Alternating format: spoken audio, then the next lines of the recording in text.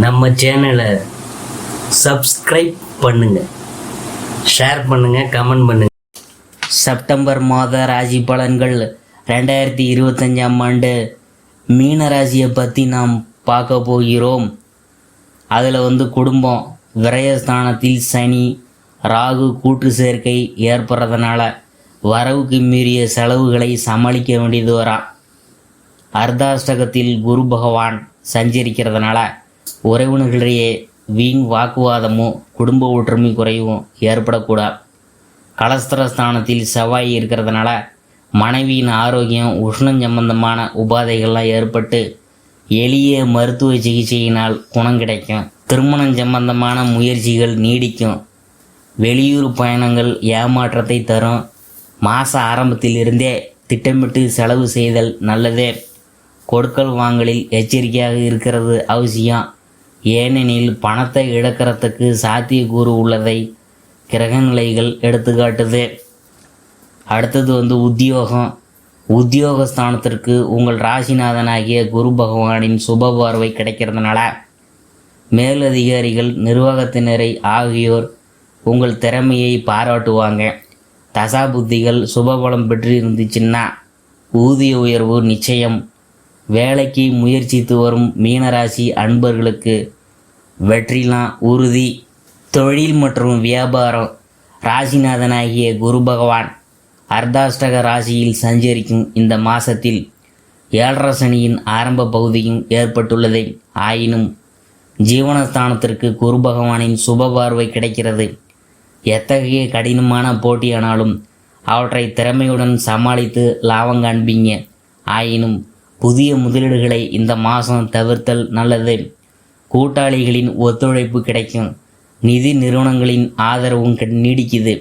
புதிய கிளைகள் ஆரம்பிக்கிறதுக்கு இந்த மாதம் ஆதரவாக இல்லை, கிரகநிலைகள் சொல்லுதுங்க. அடுத்தது நாம் பார்க்க போகிறது கலைத்துறையினர்.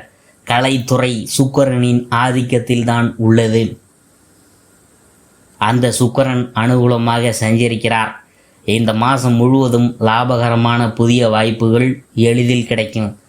ஜீவனஸ்தானத்திற்கு குரு பகவானின் சுப பார்வை கிடைக்கிறதுனால கர்நாடக சங்கீதம், தமிழ், தேவார, திருவாசக, திவ்ய பிரபந்த பாடல்கள் பிரசித்தி பெறும். கலைத்துறை அன்பர்களுக்கு முன்னேற்றமான மாதம் இது. வெளிநாடுகளுக்கு சென்று கலை நிகழ்ச்சிகளில் பங்கேற்கும் வாய்ப்புகளும் கிடைக்குமுங்க. அரசியல் துறையினர். அரசியல் துறையை தனது பிடியில் வைத்துள்ள வீரியம் நிறைந்த கிரகம் சுக்கிரன் ஆவார். அவர் குருவுடன் சேர்ந்து ராசிக்கு சுகஸ்தானமாகிய மிதுனத்தில் அமர்ந்த தனுர் ராசியை பார்க்கிறது. மேல்மட்ட தலைவர்களின் ஆதரவு உங்களுக்கு கிடைக்கிறதை எடுத்துக்காட்டுது. தசாபுத்திகள் உங்களுக்கு சுபபலம் பெற்றிருந்துச்சுன்னா முக்கிய பதவி ஒன்று உங்களை தேடி வரா. அதன் காரணமாக புதிய தொடர்புகள் ஏற்படும். அவை அனைத்தும் உங்கள் எதிர்கால அரசியல் முன்னேற்றத்தை கை கொடுக்கும். மாணவ மாணவியர். கல்வி கிரகமான புதன் இந்த மாதம் முழுவதும் அனுகூலமாக இல்லை. படிப்பில் கவனம் குறையக்கூடும். படிக்க உட்கார்ந்தால் சோர்வும் அசதியும் மேலிடும். ஒரு சிலருக்கு கூடா நட்பும் ஏற்படும், தவிர்க்கிறது அவசியம். விவசாயத்துறையினர். விவசாயத்துறைக்கு ஆதிபத்தியம் கொண்டுள்ள செவ்வாய் இந்த மாதம் முழுவதும் அனுகூலமாக இல்லை. வயல் பணிகள் கடினமாக இருக்கும். கடும் வெயிலின் உழைக்க நேரிடும்.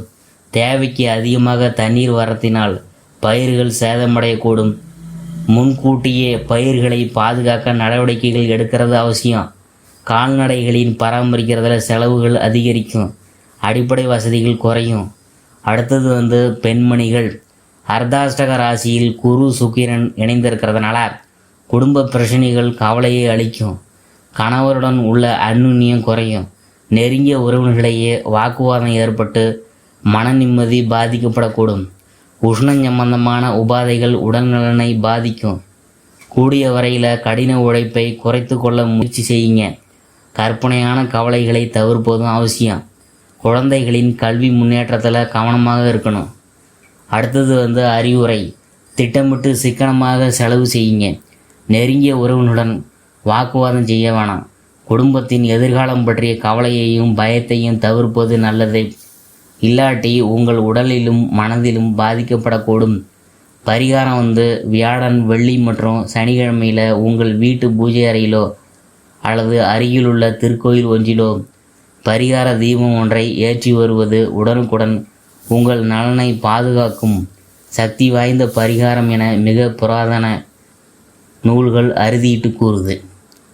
காலை வேளையில் காகத்திற்கு எள், பருப்பு, நெய், சாத உருண்டை 3 வைத்து வருதல் மிக சிறந்த பரிகார பலனை பெற்று தரும். ஏழை ஒருவருக்கு அன்னமளித்தல் பலனை கண்கூடாக பார்க்கலாம். தினமும் ஒரு சர்க்கம் ஸ்ரீ மந்த் நாராயணியம் படித்து வந்தால் சர்வரோக நிவாரணியாக விளங்கும். உங்களது அனைத்து பாவங்களும் விலகி நல்வாழ்வை மலரை செய்திடும். இதனை கண்கூடாக கண்டு மகிழலாம்.